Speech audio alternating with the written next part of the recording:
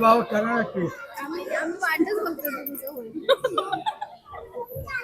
भोपळी, मिरची, सर्व भाज्या आहेत.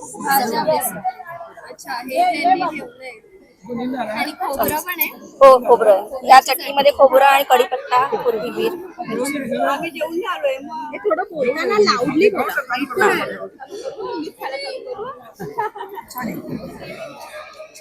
त्याच्यात काय काय टाकलंय? त्याच्यामध्ये बटाटे उकडून म्हणजे भाजी करून टाकली बटाट्याची भाजी करून टाकली आहे. घे ना.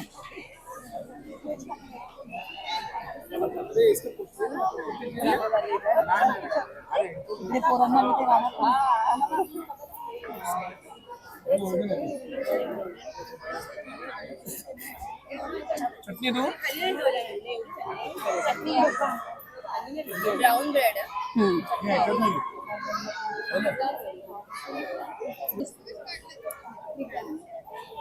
पौष्टिक आहे, बॉडी बना. Brown bread patties.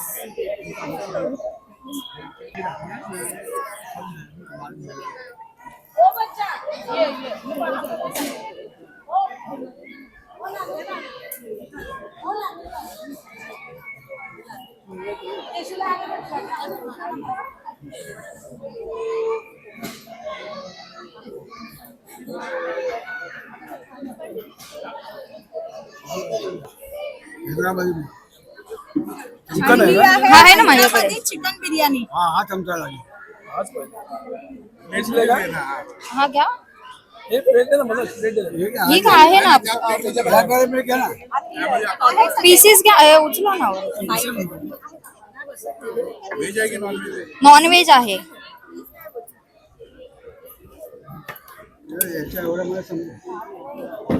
आणि ही त्याच्यासोबत ग्रेव्ही आहे. ग्रेव्ही नॉन व्हेज आहे की व्हेज? नॉनव्हेजच आहे. हो.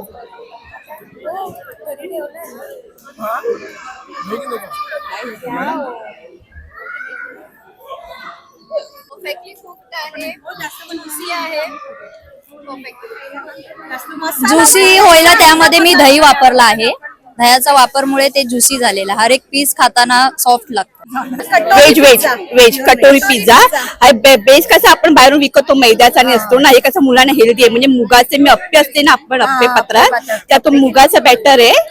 आपल्या हिरव्या मुगाची सालाची डाळ त्याचं पण बॅटर करू शकतो. आणि ते आतमध्ये सगळं मक्याचे दाणे, शिमला मिरची, गाजर आपण लहान मुलांना टिफिन मध्ये देऊ शकतो. पार्टी वेअर असे म्हणजे छोटे कसे आपण असे असं म्हणून त्यात आपण काही भाज्या अजून ऍड करू शकतो. असं म्हणजे त्याने मुलांना असं घरी केलंय. शिमला मिरची, गाजर आणि मक्याचे दाणे. शिमला मिरची आपण टाकू शकतो कलरफुल. आणि हे मुगाचे केले आपल्याकडे जे अवेलेबल असेल ते. आणि हे कटोऱ्या मुगाच्या केलेत. अप्पे पत्रामध्ये केले. आपण घरी पण असा बेस करू शकतो पॅनकेक सारखे. आपल्याला तेल. खोबऱ्याची चटणी कसं सुचलं तुला हे? मी नॉर्मली हेच खाते घरात नाश्त्याला, कारण सगळ्या भाज्या मी खात नाही. तर मग ह्यात सगळ्या ऑलमोस्ट सगळ्या पौष्टिक भाज्या आहेत आणि मल्टीग्रेन आहे. प्रत्येक धान्य याच्यात वापरलंय. म्हणजे चण्याच्या डाळ्या, अजून आपलं ज्वार, बाजरी, गहू, तांदूळ सगळी ऑलमोस्ट पिठं मिक्स आहेत यात.